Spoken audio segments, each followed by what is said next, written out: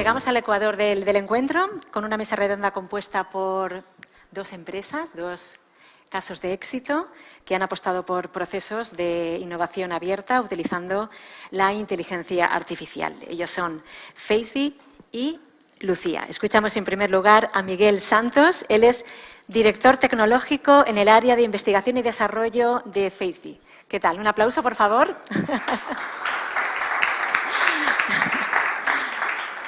Mientras le van colocando el micrófono, les comento, Miguel Santos Luparelli es doctor en Economía y Relaciones Internacionales por la Universidad Autónoma de Madrid. Es experto en la implementación del ciclo de vida del sistema de inteligencia artificial y tiene experiencia en auditoría ética, gran tema. Entre otras especialidades, posee un amplio conocimiento sobre el ecosistema de activos digitales relacionados con las identidades digitales ampliadas y aumentadas, así como de las carteras digitales. ¿Preparado? Sí. Adelante, por favor. Ahora estáis. Ahí estamos. Nada, bueno, encantado de estar aquí con vosotros. Me gustaría empezar diciendo, pues, que me encanta mi trabajo, ¿no? Lo que hago. Tengo la suerte de combinar dos cosas que me gustan muchísimo. Una es innovación.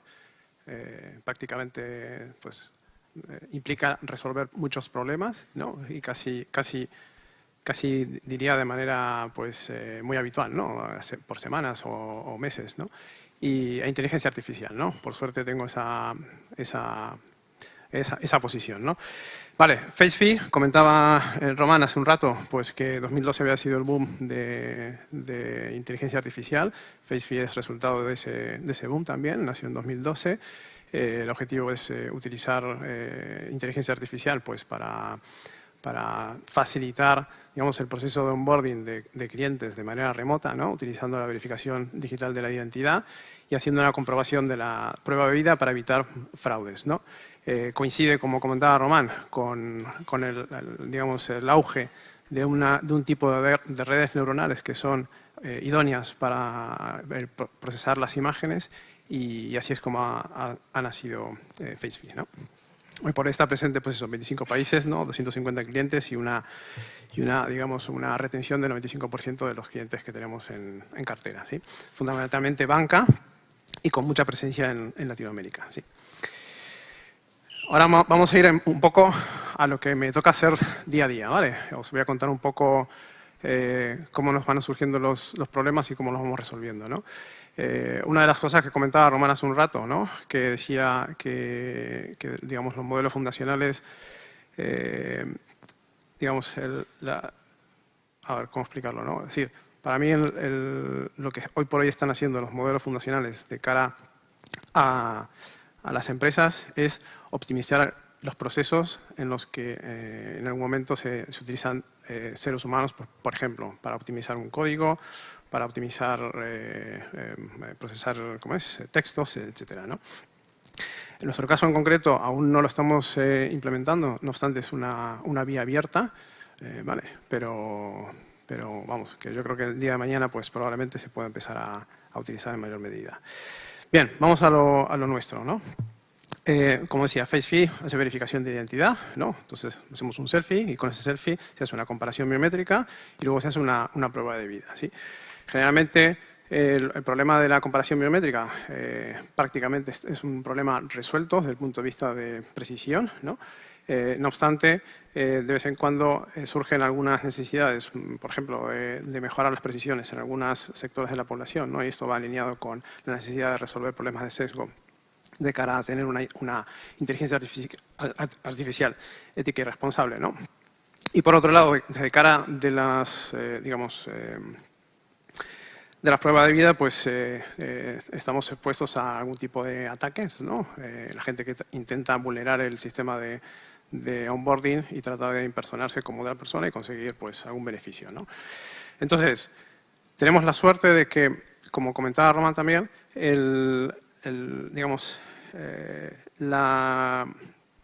la mayoría de las fuentes de información son fuentes de información que nacen en el sector de conocimiento científico, ¿no? En universidades, ¿no?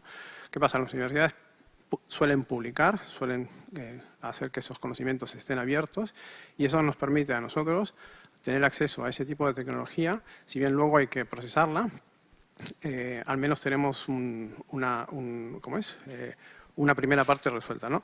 Por ejemplo, ayer me pasan un vídeo en el que el fundador de OpenAI, ¿no?, explica cómo se construye ChatGPT, ¿no?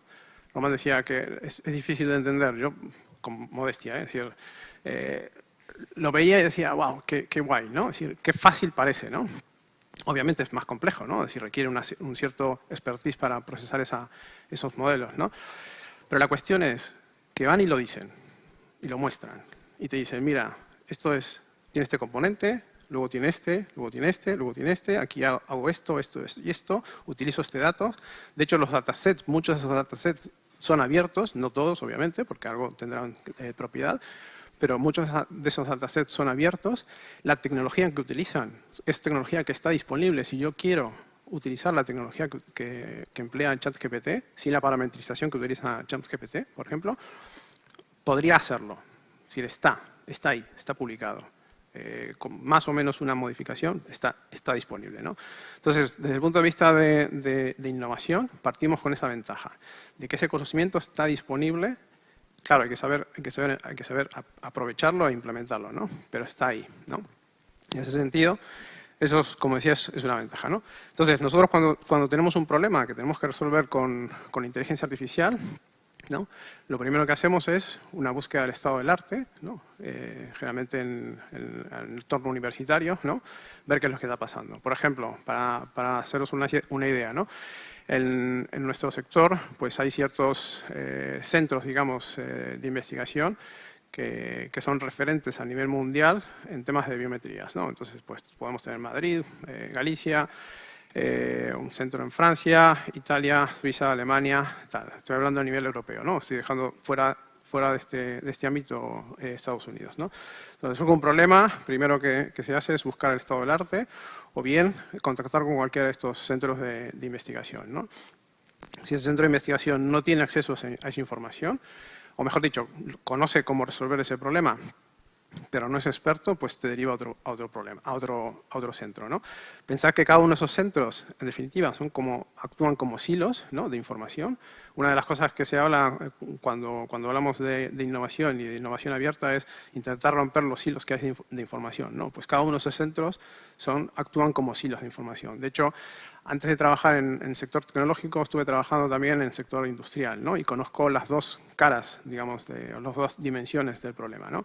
En el ámbito tecnológico, al menos el que me está tocando trabajar a mí, esos silos hay ciertos puentes, ¿no? Hay cierta transversalidad, ¿no?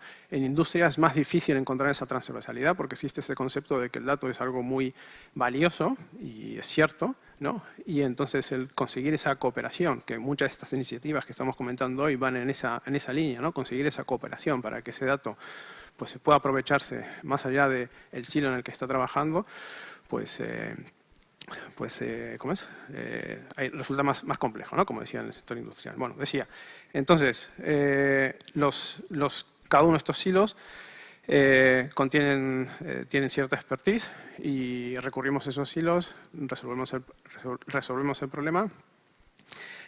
Obviamente dentro de la dinámica de innovación y dentro de nuestros equipos también tenemos que hacer un trabajo, ¿no?, para resolver este problema. No solo digamos, tiramos de los centros, sino que también se realizan trabajos dentro de la empresa, ¿no?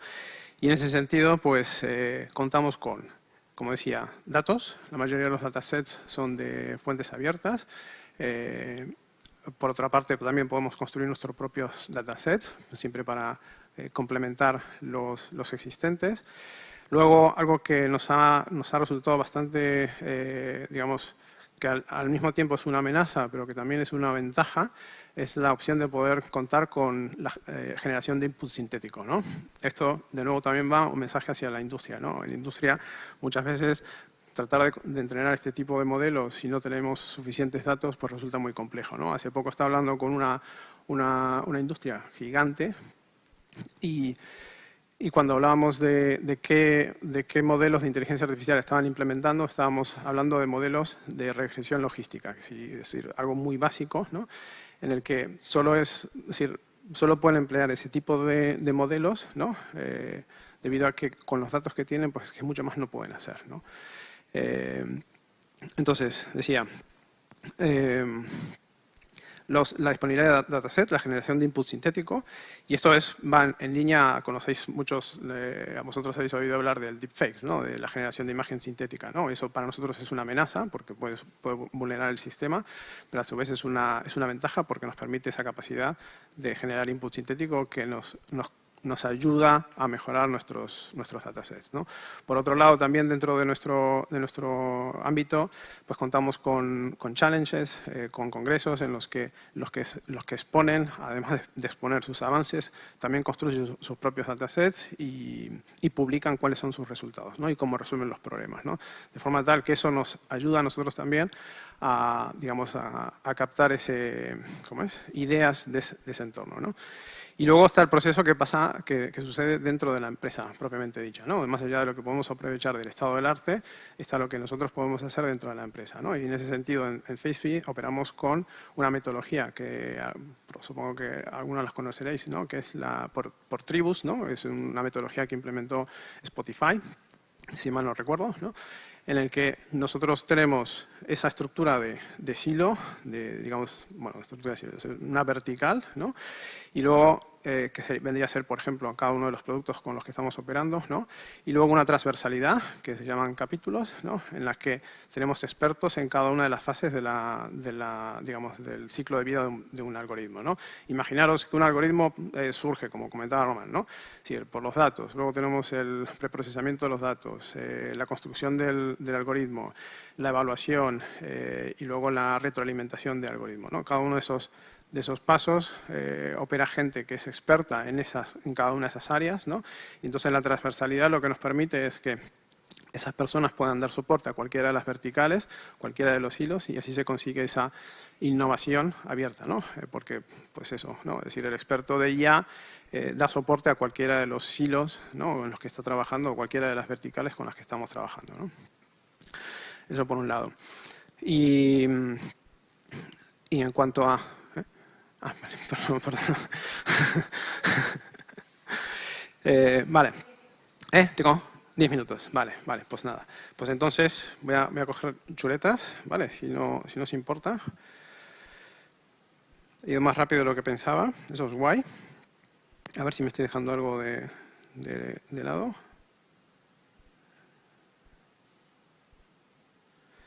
Vale, pues nada. Entonces, en cuanto a industria, pues yo entiendo que aquí tenemos dos perfiles, ¿no? Perfil tecnológico y perfil industrial, ¿no? Es decir, a nivel de perfil tecnológico, lo que os comentaba, ¿no? Este tipo de ecosistema nos permite ser, digamos, muy ágil y poder avanzar y relativamente sencillo, digo, si tienes el talento para hacerlo, ¿no? Desde el punto de vista de industrias, la experiencia que yo he tenido, pues eso, ¿no? Que cada industria tiene sus propios silos de información y tal. ¿Cómo se resuelven generalmente? Y de hecho también lo hacemos en el sector tecnológico, ¿no? Es con la creación de clusters, con la creación de sandbox para probar la tecnología en la que estamos trabajando, ¿no? La generación de input sintético, como os comentaba. Luego, a nivel de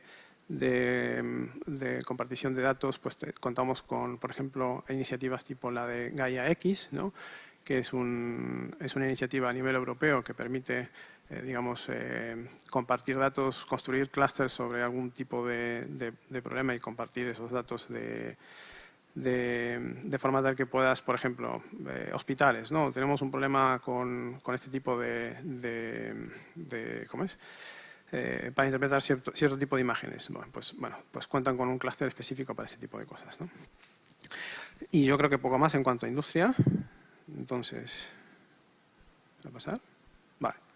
Voy a continuar con la presentación.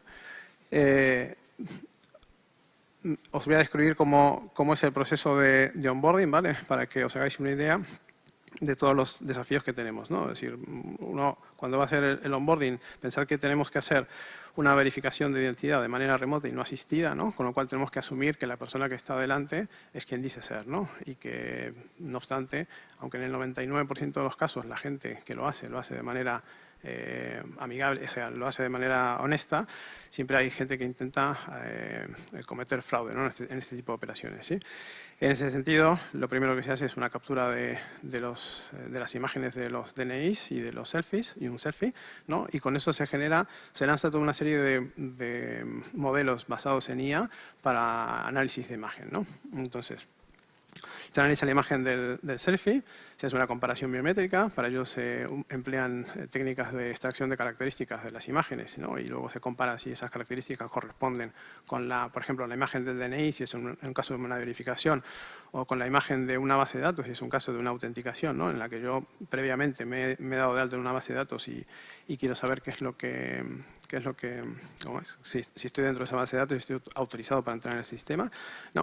Eso implica también pues, ser capaz de poder procesar el DNI, saber que ese DNI es auténtico, que no hay ningún tipo de falsificación ni manipulación del DNI, ¿no? Y eso lanza toda una serie también de algoritmos para evitar que eso no suceda, ¿no? Luego, como decía, toda la tecnología basada en inteligencia artificial, basado en visión por computador, fundamentalmente, ¿no? Utilizamos mayoritariamente redes neuronales convolucionales. Estamos introduciendo también el uso de transformers como una alternativa adicional a este tipo de tecnologías, ¿sí? Y obviamente el sector en el que nos manejamos es un sector altamente regulado, ¿no? Por GDPR, con lo cual tenemos que estar muy pendientes de que los datos que utilizamos, por ejemplo, para entrenamiento, sean abiertos, podamos hacer uso de esos datos. Pero vamos, en términos generales, nunca se utiliza datos personales. Se utiliza generalmente bases de datos que son de challenges y que están abiertas para su uso. O bien, hoy por hoy estamos haciendo complementar esas bases de datos con input sintético, como comentaba previamente, tanto para enriquecer los algoritmos como para reforzar, mejor dicho, compensar la distribución de la muestra de forma tal que seamos capaces de funcionar de la misma manera, con el mismo nivel de precisión y de robustez en cualquier tipo de escenario, geografía, etnia, edad o género, ¿sí? Ups. Uy, ¿cómo has vuelto, Romana?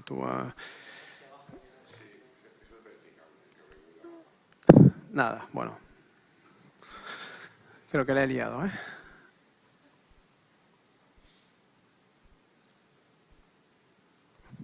Bueno. Esto para presentar. Muy bien. Generalmente la tecnología pues, se utiliza pues, para, como decíamos, ¿no? Para altas de clientes, para la autenticación, el proceso que os comentaba, ¿no? De verificar contra una base de datos, para extracción de dinero con el selfie, siempre con la cara, sin necesidad de utilizar una tarjeta, para acceso a infraestructuras, en este caso, pues, por ejemplo, a estadios de fútbol, y para dar fe de vida para el cobro de pensiones, ¿no? Es decir, de forma tal que la persona no tenga que trasladarse, ¿no? El mayor beneficio de este tipo de tecnología al final es que podemos conseguir que el proceso sea de manera remota y desasistido, ¿no? Y eso supone pues, evitar traslados y menos fricción de cara tanto al usuario como al cliente, ¿no? ¿Me queda tiempo entonces? Sí, me queda tiempo. Nada. Sí, puedo ser de argentino y ponerme a hablar, entonces. Vale, una cosa que comentaba Román hace un rato es el tema de ética. Me gustaría hacer una breve mención, ¿no? Me he visto muy, por suerte, involucrado con un proceso de auditoría en sistemas de inteligencia artificial. Y si aquí, los que estáis aquí, tenéis intención de en algún momento de iniciar, y supongo que sí, por eso estáis aquí, ¿no?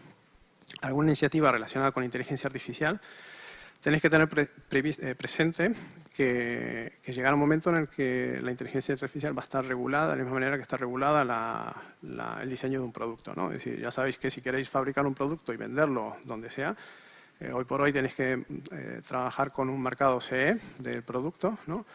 Previamente para poder comercializarlo, y lo que se prevé es que próximamente eso mismo tendrá lugar en ¿cómo es?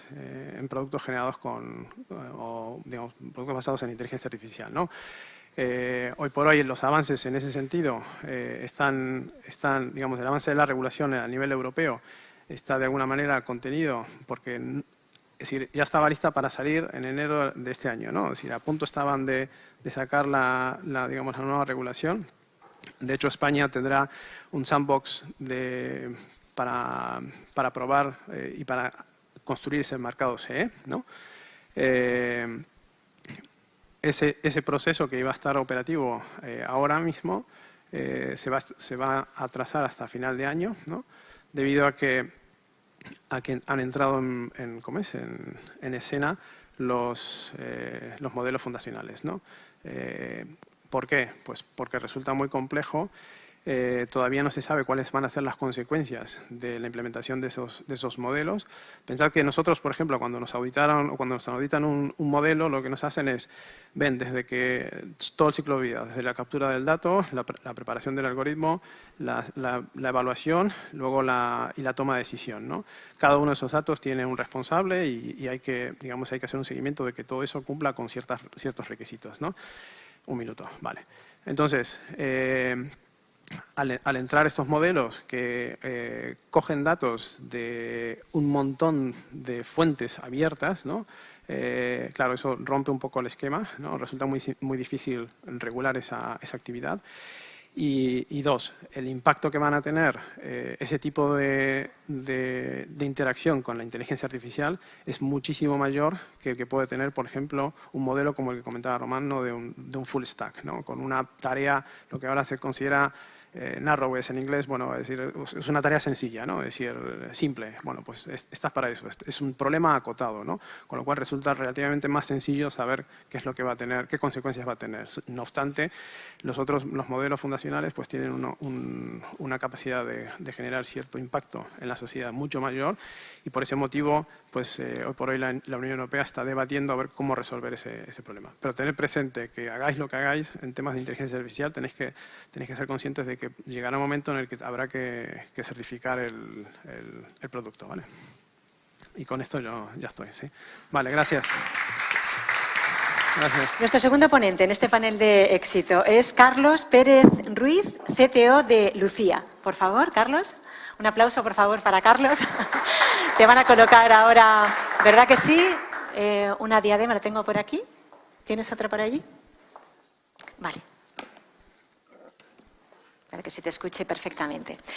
Bueno, pues Carlos es emprendedor del sector tecnológico, ha creado y vendido varias empresas como Eventit, vendida en Tiquetea en el año 2013, o Debaway, vendida a Jovan Talent en 2021. Ha desempeñado roles como vicepresidente y director de ingeniería en multinacionales como Eventbrite. Experto en I+D, lidera el equipo técnico detrás de Lucía desde sus oficinas de Villena en Alicante. ¿Es así? Bueno, Lucía es un chatbot que funciona de forma similar a ChatGPT y que te permite usar esa inteligencia artificial en WhatsApp como si fuera realmente un contacto más. Correcto. Me corrige si me equivoco. Perfecto. Bueno, y además ha sido noticia hace poco, la semana pasada conocimos que un fondo americano especializado en inversión en fases semilla de startup ha entrado en la primera ronda de financiación de Lucía. Radicado en Silicon Valley, este fondo, que es A-Star, ha sido inversor de empresas como Airbnb, Pinterest o Uber. Ahí queda eso. Cuando quieras, Carlos, adelante. Bueno, buenos días. Gracias, Lola, por la presentación. Muchas gracias a María José, a Andrés, que estaba por ahí también, por guiarme para venir al evento. Es un placer y bueno, voy a compartir la experiencia de Lucía. Es algo tremendamente novedoso. Yo hace un mes estaba en otro sitio haciendo otra cosa y ahora estoy metido en este lío de la inteligencia artificial y del proyecto de Lucía, ¿no? Que, bueno, creo que es un caso. Has dicho que íbamos a presentar y vamos a ver un par de casos de éxito. Éxito, desde luego FaceFi tiene demostrado y atesorado el éxito. Nosotros somos un caso. Vamos a ver si el éxito nos llega, pero desde luego estamos generando algo de ruido, ¿no? Bueno, ¿qué es Lucía? Antes Joaquín, cuando me ha preguntado, ¿y tú quién eres? Yo le he dicho, pues somos un chatbot, ¿eh? Entonces, enseguida, un chatbot. O sea, yo creo que ya directamente Joaquín ha dicho, mal, ¿no? Efectivamente. Error por mi parte por decir que Lucía es un chatbot, porque creo que Lucía es algo más. Pero sí, comparto contigo que los chatbots, todos los hemos usado los chatbots, desde el infumable Irene, que era el asistente de Renfe, que no sé si alguna vez os peleasteis con él, pero era muy peculiar. Y bueno, los chatbots pues, han tenido su evolución, han mejorado mucho, pero desde luego ha habido un antes y un después.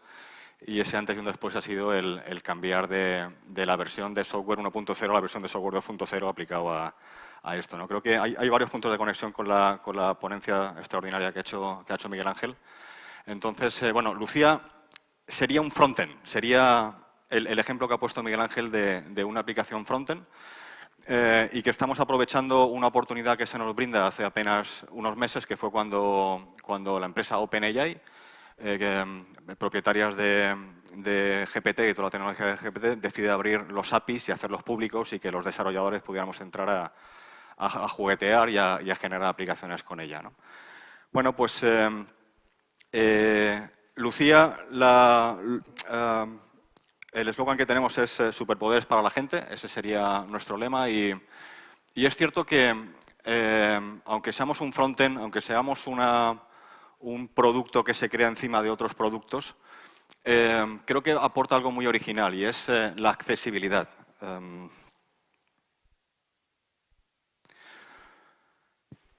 Creo que aquí se reduce bien. Aportamos una cosa que es la simplicidad, la universalidad y, por supuesto, la seguridad. Esos son los tres pilares en los cuales se fundamenta Lucía. No aportamos nada más, y esto lo digo desde el punto de vista como ingeniero. O sea, a veces ruboriza decir, vaya, no estamos aportando nada que nadie pueda hacer por su cuenta directamente con ChatGPT, pero sí que aportamos una cosa importante y es el canal de adquisición y el de distribución. Lo que nos hace diferentes es la simplicidad y la universalidad. ¿Y cómo se consigue? Pues nos hemos ido a la aplicación número 1, al menos en el mundo hispano, Sudamérica, LATAM y buena parte de Europa, que es WhatsApp, y lo que hacemos es hacer ese frontend, hacer esa interfaz con los modelos de lenguaje largos, los LLMs, a través de una herramienta tan universal que todo el mundo tiene en el bolsillo, que es WhatsApp, ¿no? Entonces, esa es la gran diferencia de Lucía y lo que creo que nos hace único. Cuando creamos Lucía, siempre se tuvo en mente esa dificultad, esa barrera de entrada, esa fricción que puede haber en muchos usuarios de conseguir acceder a esas tecnologías. Creo que esa frase también resume muy bien ese fundamento, ese principio, que es que las inteligencias artificiales generativas, a pesar de su sencillez y su simplicidad, siguen siendo poco accesibles para una parte de la población que se queda atrás, ¿no? Lo que conseguimos, por lo tanto, con aportar esa herramienta en el bolsillo de todo el mundo es que todo el mundo pueda acceder y que no haya fricción. Hablar con Lucía es tan fácil como que alguien te pase el contacto, es un contacto más, y a partir del momento cero en el que ya tienes ese contacto, tú le dices hola Lucía y ya vas a empezar una conversación como si fuera una persona más. Tan sencillo como eso, no hay que descargar aplicaciones, no hay que darse de alta en ningún sitio, no hay que registrarse, simplemente es empezar a chatear con ella, ¿vale? Muy bien, ¿qué queremos que sea Lucía? Pues Lucía queremos que se convierta en un asistente inteligente personal. Hoy por hoy, y creo que es parte del caso de uso, el arrastre que está teniendo Lucía en la población es tremendo. O sea, hay mucha gente y, bueno, mi mujer está por aquí, Leticia está por ahí atrás, que me está ayudando con la asistencia al cliente. No podéis imaginaros la cantidad de feedback que nos llega de usuarios que ya hablan de Lucía como si fuera un ser humano. O sea, no diferencian que el robot, o sea, la máquina de la persona, ¿no? Entonces, han habido casos muy puntuales en los cuales pues, han habido caídas del servicio. Pues, es típico, estamos haciendo un consumo brutal, hay momentos en los cuales hay saturación, Lucía responde de una forma muy lenta y en ese mismo instante empiezan a llegar cientos de correos. Leticia lo puede decir. Lucía, ¿por qué no me hablas? Te he dicho algo que te haya ofendido. Por favor, dime si ha habido algo que te haya dicho que no lo he dicho correctamente. Perdóname, no me bloquees. Me has bloqueado, por favor, no lo hagas. Es absolutamente cierto. Creo que es así, Leticia. Es maravilloso. O sea, empezar a sentirse parte o culpable de de esa transformación y dar acceso a toda esa gente a esta tecnología creo que es de lo más bonito en lo que me he metido últimamente, ¿vale? ¿Cómo conseguimos eso? Pues queremos conseguir esa inteligencia personal, esa asistencia personal. En este momento creo que hay una diapositiva un poco después que lo explica mejor, pero no estamos construyendo un frontend atado únicamente a un solo modelo de lenguaje. Queremos dotar funcionalidades y que seamos multimodales. Es decir, que Lucía, por ejemplo, una de las killer features que lanzamos y que ha tenido más tracción ha sido la capacidad que tiene de escuchar mensajes y de transcribirlos, ¿vale? Y eso creo que es un caso de éxito que nos ha generado muchísima atracción. ¿Cuánta gente está en una reunión, recibe un archivo de audio? ¿Cuánta gente le gustan los archivos de audio? A mí no, yo los odio. ¿Cuántas veces recibimos esos archivos de audio y o no es el momento o no tenemos ganas y no podemos escucharlo? Bueno, pues tan fácil como reenviar ese archivo de audio de 2 minutos, 1 minuto, 3 minutos, 10 minutos. Se lo mandamos a Lucía. Lucía, por debajo, va a atacar a un modelo de lenguaje especializado en reconocimiento del habla y nos lo va a transcribir, con lo cual en apenas unos segunditos vamos a tener ese archivo de audio transcrito en un texto, con lo cual si estamos en esa reunión vamos a poder leerlo, ¿vale? Y alguien va a decir, joder, pues si no tienes 10 minutos de tiempo para leer un audio, tampoco tienes 10 minutos para leerte la transcripción, ¿no? Bueno, pero es que le puedes pedir a Lucía, resúmemelo. O sea, que es lo siguiente, es decir, oye, me has transcrito el ladrillo de mi cuñado contándome su batallita. Le puedes decir a Lucía la siguiente pregunta, vale, resúmemelo en 100 palabras y el ladrillo que te ha mandado tu cuñado de varias páginas se pueda quedar resumido en apenas un par de frases con los bullet points, las cosas más importantes y siempre acierta. Es magia, ¿vale? Entonces, bueno, esa es un poco la demostración de lo que queremos hacer con Lucía. Estamos muy atados, y esto no es un secreto, estamos muy atados a la compañía número 1 del mundo en este momento, que es OpenAI. El lunes Miguel Ángel y yo tuvimos la suerte de estar en Madrid con Sam Altman. No sé si salimos contentos o asustados de lo que vimos allí, pero bueno, es cierto que estamos muy atados a ellos, pero estamos empezando a explorar otros modelos de lenguaje para no tener esa unión tan estrecha o tan firme con ellos, ¿no? Entonces, una de las siguientes mejoras que hemos incorporado, ya está en este listado, ha sido, por ejemplo, la capacidad de imaginar cosas. Es decir, que Lucía sea capaz de usar esos Stable Diffusions, DALL-Es, Midjourneys, para poder directamente, con el mismo interfaz, yo pedirle a Lucía, imagina yo no sé pintar, pues bueno, pues que Lucía pinte por mí. Quiero contarle un cuento a mi hijo, además de pedir a Lucía que me cree el cuento, ¿por qué no pedir a Lucía que me ilustre el cuento que le estoy contando a mi hija que ella se ha inventado, ¿no? Entonces, perfectamente le podemos decir a Lucía, invértate un caballero enfrente de un castillo con un dragón, ¿no? Y Lucía, en cuestión de 10 segunditos, te va a generar una imagen acerca de ese prompt que le has pasado, ¿no? Entonces, esa es otra de las funcionalidades que hemos añadido. Lucía responde a preguntas, te escribe audios y pinta tu imaginación. Es un asistente inteligente y fácil de cambiar personalidad. Esto es una de las mejoras que os voy a contar un poco después. Como tarea, y en muy breve, esperamos ser capaces de poder dar respuesta a consultas de tiempo real, que es el gran hándicap que tienen todos los LLMs en este momento, que están entrenados a una fecha. Y si le pedimos cosas como quién ganó la Liga del 2023, pues lo más normal es que o no conteste o que se invente, que es otra de las cosas que también hacen estos motores, que con tal de complacer a la persona se puede inventar y decirte que ganó el Cádiz, ¿no? O sea, perfectamente, ¿no? Pero bueno, eso es otro problema. Entonces, el acceso a consultas en tiempo real, es decir, ya cambiar esa tecnología y construir una tecnología basada en agentes, donde los agentes sean capaces de usar tools y esas tools que sean capaces de, en función del contexto de lo que estamos pidiendo, que ese agente sea capaz de decir, bueno, pues esta es una consulta que tengo que sacar de Google o de otro motor y contestarla mediante esa herramienta, ¿vale? Y, por supuesto, recordatorios. Luego contaré casos de uso de en qué también la gente está usando, para qué está usando Lucía y en qué estamos fallando. ¿Vale? Y, por supuesto, la multicanalidad, ese es otro problema. Es cierto que WhatsApp en este momento es universal, son más de 2.000 millones de usuarios en todo el mundo, pero no es la única plataforma de chat. ¿Por qué no hacer una versión de Lucía en Telegram o hacer una versión de Lucía para WeChat o cualquier otra herramienta de chat de las muchas que hay por ahí dando vueltas, ¿vale? Muy bien.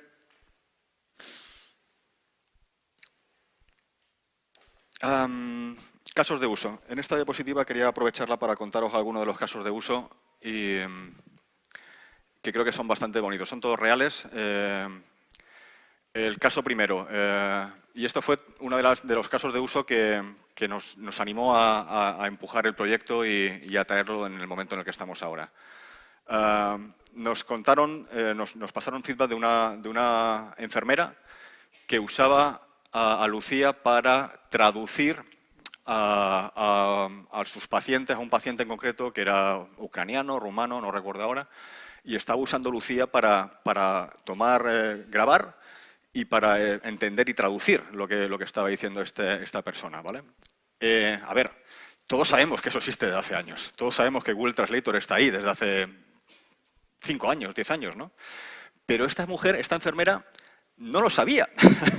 No, o le resulta complejo, pero WhatsApp sabe usarlo. WhatsApp sabe usarlo todo el mundo y WhatsApp todo el mundo sabe cómo mandar un audio, ¿no? Entonces, ese caso de uso te abre los ojos. Es decir, pues si esta herramienta es trivial, vale, es trivial, es obvia para nosotros, pero no es obvia para un número grande de la población, ¿no? Entonces, por ejemplo, ese es un caso de uso que nos sorprende porque jamás nos hubiéramos pensado que alguien iba a usar Lucía para hacer una transcripción cuando ya tiene otras herramientas que lo hacen, pero es absolutamente cierto, se usa y mucho. Lucía me ayuda en los tiempos de descanso o en los largos desplazamientos. La conversación, y ahí sí que os puedo decir, os puedo dar un dato para ilustrar también esto. Creo que después hay alguna diapositiva también acerca del crecimiento que está teniendo, que estará desfasada porque creo que es del lunes y ya no vale, o sea, ya los números ya han explotado, no tienen nada que ver, pero el uso que está haciendo la gente muchas veces es para eso mismo, ¿no? Para entablar conversación, o sea, la soledad, la persona con la que hablar, el amigo que siempre está, la persona que siempre me contesta, ¿no? Y es uno un poco con el principio, lo que he comentado al principio, o sea, ese vínculo que se está creando la gente con un ente que no es humano y lo están haciendo como si fuera humano, ¿no? Entonces se usa Lucía mucho simplemente para conversar con ella, ¿vale? Planificación de viajes, traducción, la posibilidad de usar a Lucía para que me enseñe un idioma, para que me ayude, para que me cree una receta, para que yo le pueda decir cosas como tengo en el frigorífico en este momento huevos, espinacas y no sé qué puedo hacer con esto, ¿no? Pues Lucía te puede decir perfectamente, bueno, pues hazte una tortilla de espinacas y la forma de hacerla es pam, pam, pam, pam, te da los pasos y la puedes llevar a cabo, ¿vale? Así que, bueno, seguimos aprendiendo un poco el uso que está haciendo la gente y como os podéis imaginar, no se limita en eso. A nivel técnico, bueno, aquí entramos en cosas un poco más técnicas, la vamos a pasar un poco por encima, pero sí, como os he comentado antes, nuestra intención es ir hacia una multimodalidad, es decir, que Lucía no solamente se use para una cosa, ya se usa para al menos 3, conversar, transcribir audios o hacer esas transcripciones o traducciones de audios y la generación de imágenes. Pero la idea es seguir incorporando más y más funcionalidades sobre el mismo interfaz, ¿vale? Multimodalidad, la multiplataforma y luego la conversacionalidad, es decir, afinar mucho más todavía los modelos de lenguaje, ir mucho a fine tuning y luego especializar los modelos con múltiples personalidades, que es otra de las cosas que os quería comentar un poco más adelante.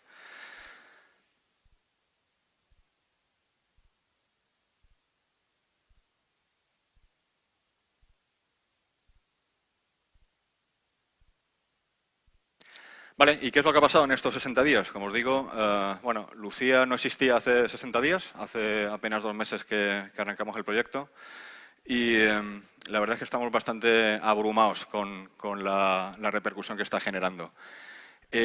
Datos obsoletos, son del lunes, estamos por encima en aquel momento estábamos en 800.000 registros, más de 1 millón de conversaciones diarias, más de 50.000 imágenes generadas al día y más de 60 horas de audio. Estos datos, olvidaros porque están completamente reventados. Hoy, crucemos los dedos, llegaremos al 1 millón de usuarios. O sea, apenas unos días después de haber hecho esa slide, hoy llegaremos al 1 millón de usuarios en apenas 60 días. Sesiones por encima de los 4,2 minutos, feedback 80% de positivismo, el plan de 7 días, 15 días, 30 días de retención altísimo, ese millón de usuarios estamos por encima del 20% en el Daily Average User, en el DAU, estamos por encima del 20%, que es una locura para una aplicación de este tipo. Estamos presentes en 40 países, mayoritariamente en español, y esto es otra curiosidad. No sabemos por qué, pero el mercado tira por español y por ahí nos estamos moviendo de forma orgánica. Más de 200 apariciones en prensa y este último punto no quiero ni mencionarlo. Es el 100% de uptime, no se nos ha caído la máquina, no hemos fallado nunca, han fallado otros, nosotros no. ¿Vale? ¿Por qué ahora y cuál es la oportunidad? El por qué ahora yo creo que es evidente y es lo que he dicho al principio. Estamos en una tecnología tremendamente disruptiva.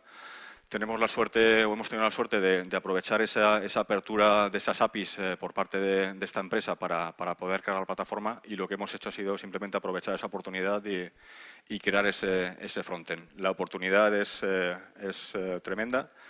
Los modelos de lenguaje es cierto que los open source están perfeccionándose día a día, está habiendo una velocidad de crucero para los modelos de lenguaje abiertos y pensamos que las posibilidades de tender a ese tipo de modelos y de acoplar esos modelos a Lucía son muy grandes.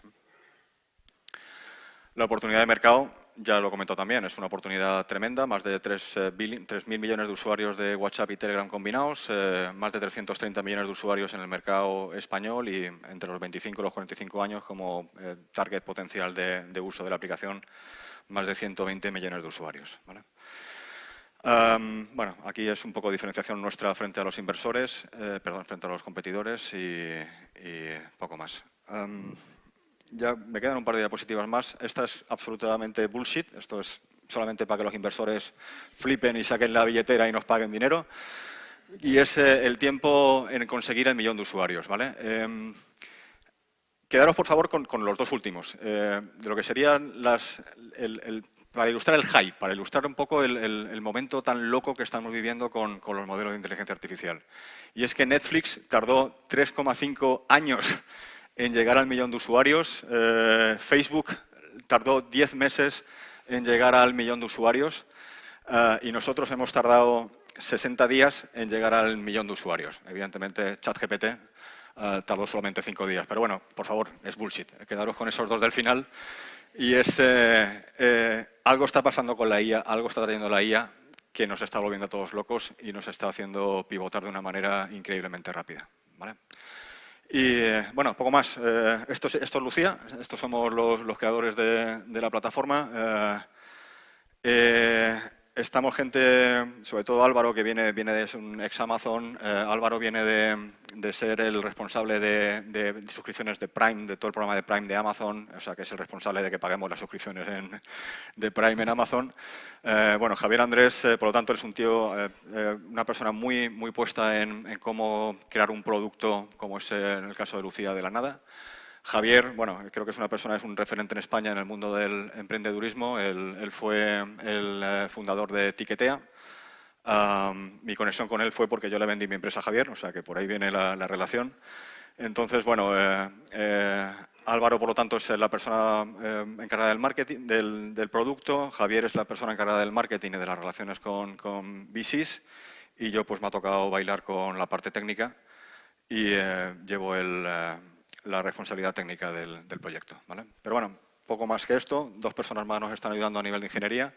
Pero, como veis, con un equipo mínimo, con una infraestructura mínima, simplemente con voluntad y con bastante arrojo, pues hemos conseguido llegar aquí en este periodo de tiempo. Y bueno, sky is the limit. No sé hasta dónde llegaremos, pero desde luego el tiempo que nos dejen hacer ruido, haremos mucho ruido. ¿Vale? Y esto es todo. Muchas gracias. Un aplauso.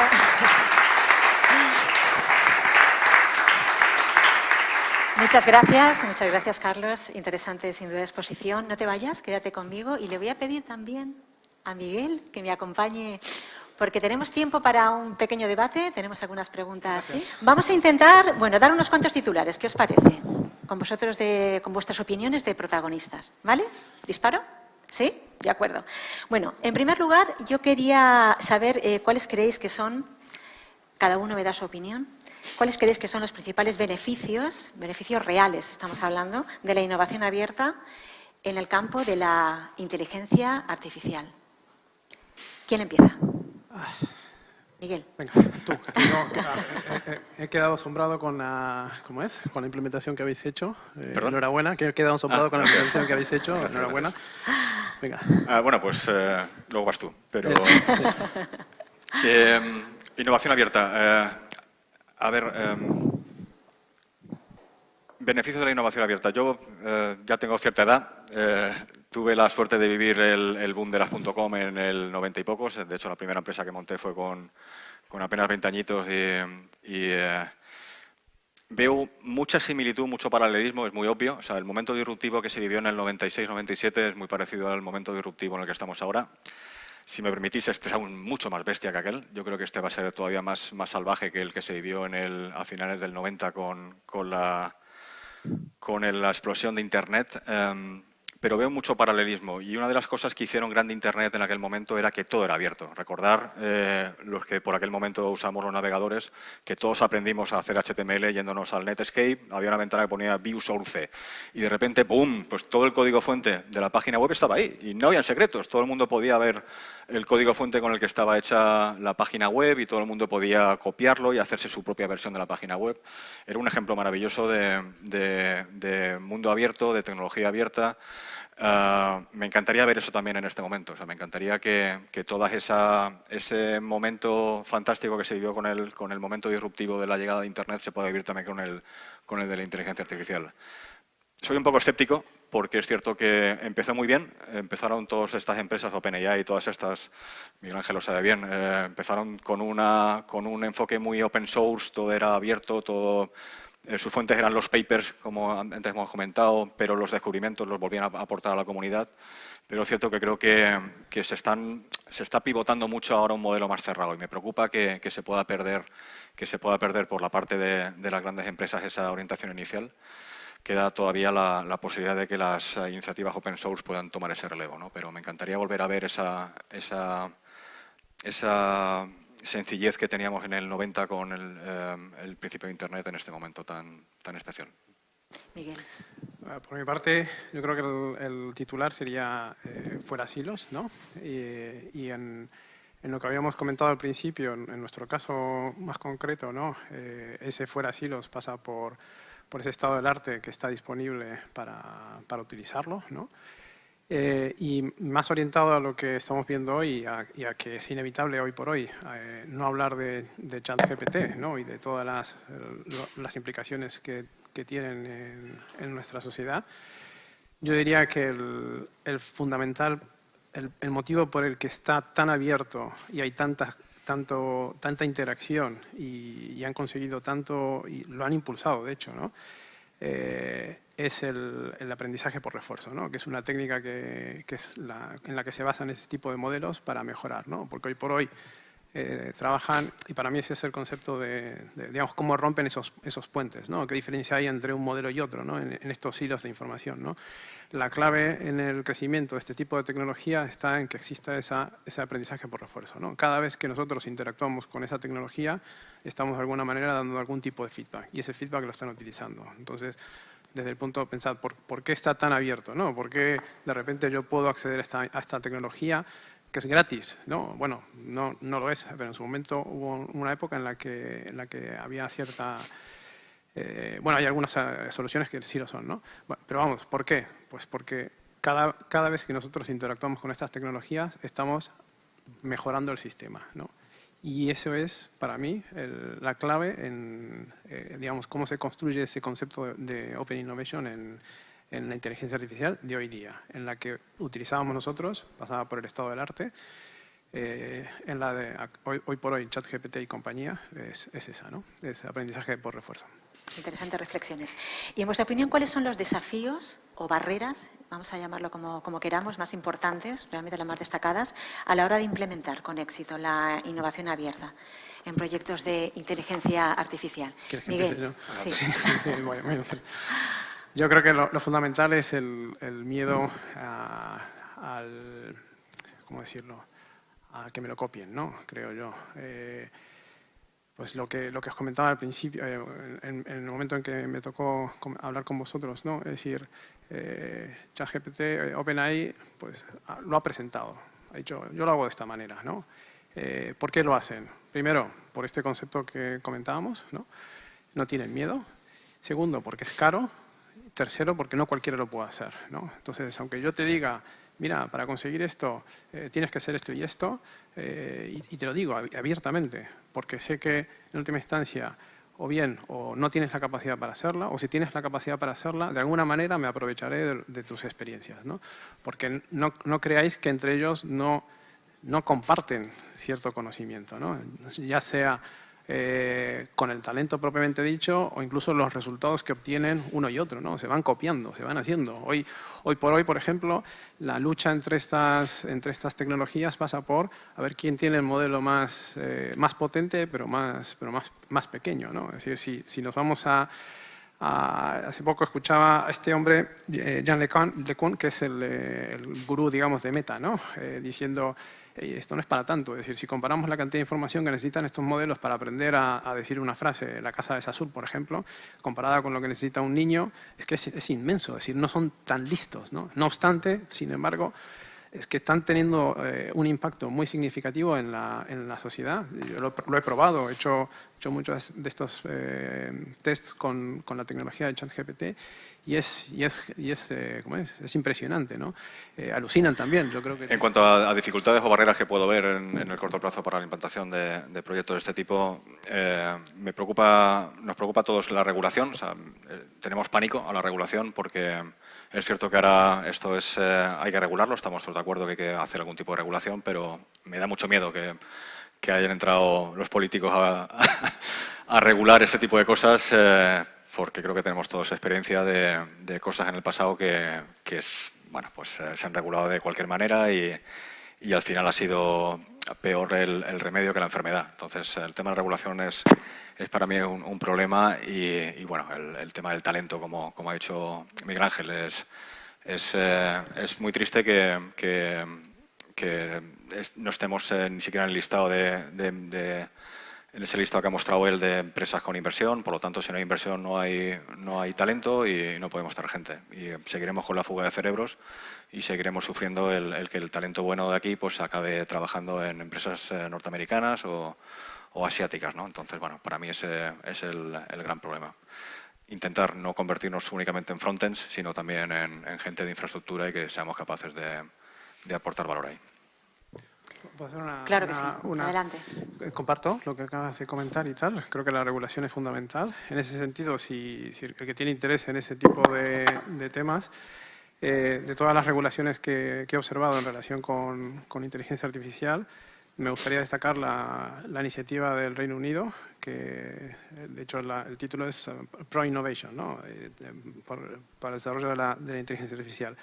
Y lo que dicen justamente es, no se trata de regular para impedir ese progreso, esa innovación, sino todo lo contrario. Se trata de regular de forma tal que ese crecimiento, esa innovación, ese descubrimiento se haga de una manera ordenada y teniendo en cuenta pues el impacto que pueda tener en la sociedad. Porque muchas de estas tecnologías con las que estamos trabajando hoy por hoy, algunas nacieron o en su momento, en sus inicios, han hecho cosas que hoy por hoy están no permitidas, ¿no? Entonces, nada, rescatar eso. Si alguno tiene interés en ese sentido, pues la propuesta del Reino Unido me parece bastante interesante para tomarlo como referencia, ¿no? Una última pregunta y le damos paso al público, que yo creo que estamos en tiempo, por lo menos para que ellos tengan también la oportunidad de preguntaros lo que quieran. Hablamos de privacidad y de seguridad. Ahí queda eso, ¿vale? ¿Cómo afrontamos ambos desafíos? Pues por nuestra parte, la seguridad es clave, obviamente, porque el tipo de operaciones con las que nos manejamos nosotros, pues si digamos vulneran nuestros sistemas, pues supone un coste económico, ¿no? Y si nos vamos a un término más amplio, pues implica, por ejemplo, el robo de identidades y el daño que pueda provocar ese robo de identidades en las personas. Por lo tanto, la seguridad es clave. a veces incluso la implementación como tal es la clave para conseguir esa seguridad, ¿no? Es decir, ¿cómo hago yo? Si yo ahora podría, por ejemplo, cuestionar el Face ID, ¿no? El del móvil, ¿no? ¿Es seguro? Pues es cuestionable, ¿no? Pero, ¿qué iba a decir? Vamos, a lo que voy. Es clave, ¿no? Para nuestro sector y en ese sentido pues tenemos que estar al día en cuanto a tecnologías para detectar cualquier tipo de fraude que nos puedan ¿cómo es? Acometer, ¿no? Y en ese sentido, pues hoy por hoy para nuestra industria, uno de los mayores, digamos, vectores que están surgiendo y que supone un desafío debido a que es como el gato y el ratón, ¿no? Es decir, todos los avances que nosotros conseguimos por mejorar nuestras medidas de seguridad, pues los que intentan vulnerarlas pues van dando un paso más, ¿no? Para mejorar esos sistemas, ¿no?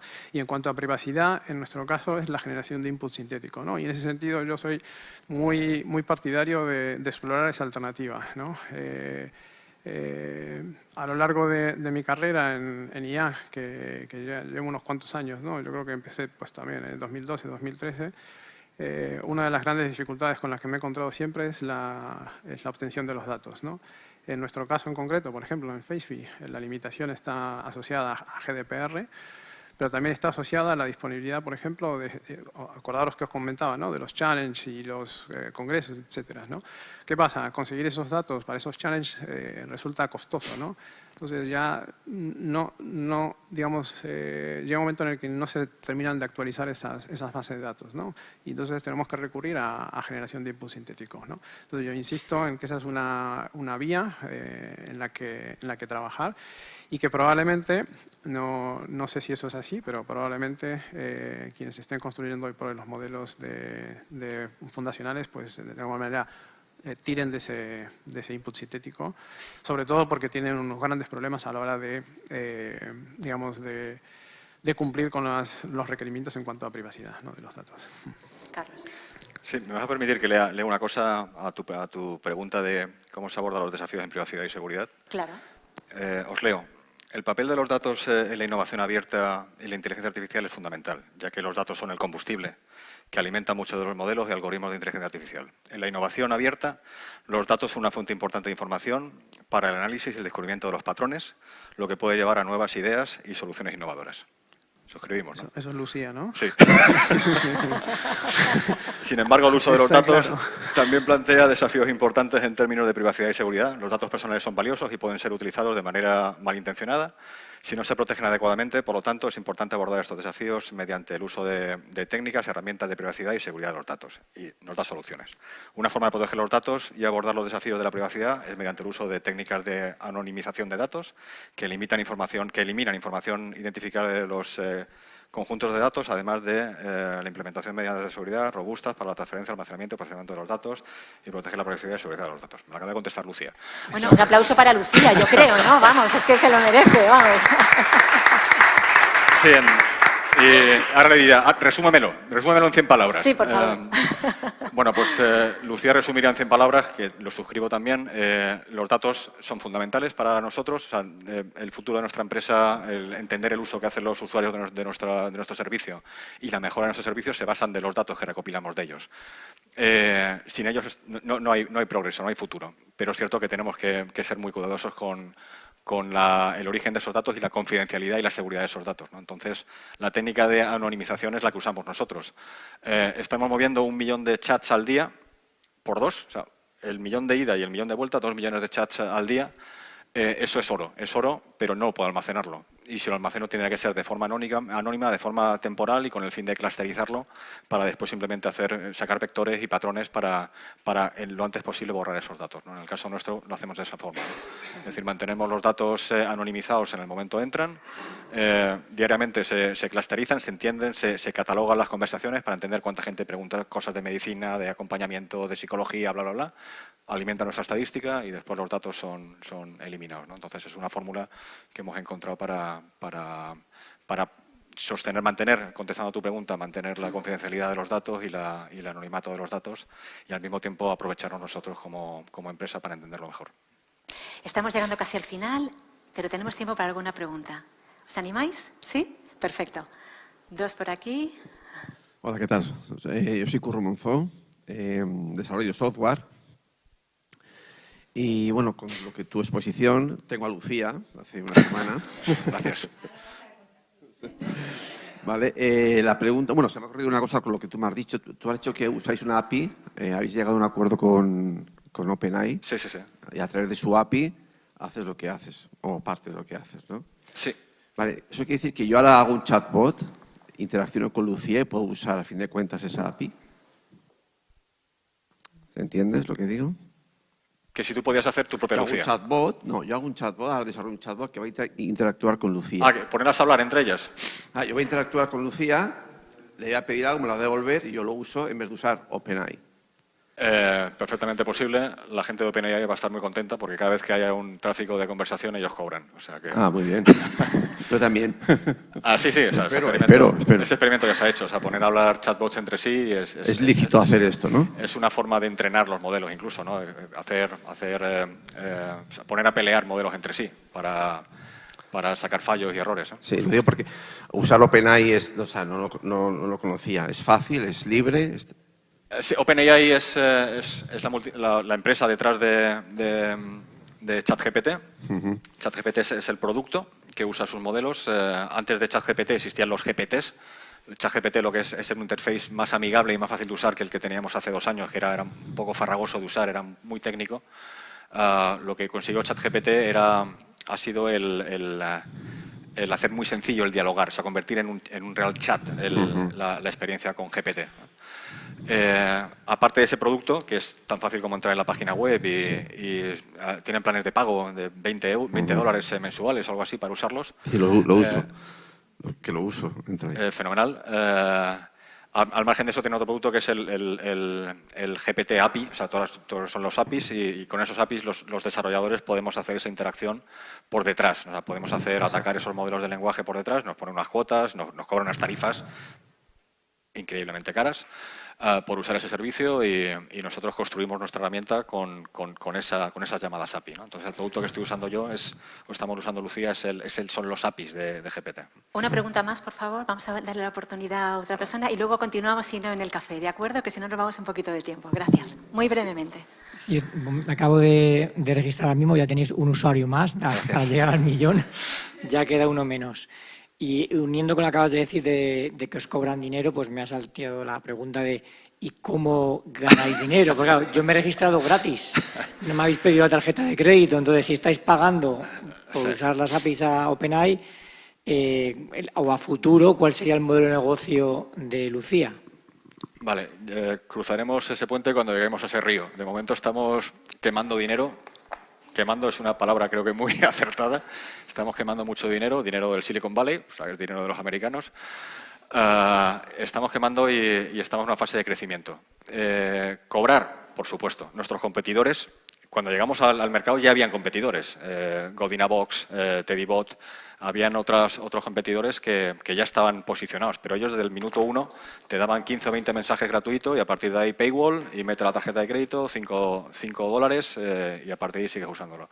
Nosotros estamos en free 100% gratuito y estamos expandiendo, estamos en modelo de crecimiento, ¿vale? Queremos que siempre haya una versión de Lucía gratuita, siempre va a haberla. Siempre va a haber un modelo gratuito, es fácil que prestaciones extra sí que tengan algún coste adicional. Es decir, por ejemplo, la generación de imágenes la tenemos limitada a 5 por el coste de computación que tenemos de generar las imágenes. Una versión premium podría ser, bueno, pues te damos acceso a todas las capacidades de Lucía, pero ya no estás limitado a 5 fotos, sino que tienes infinitas, o te accedemos también a los audios.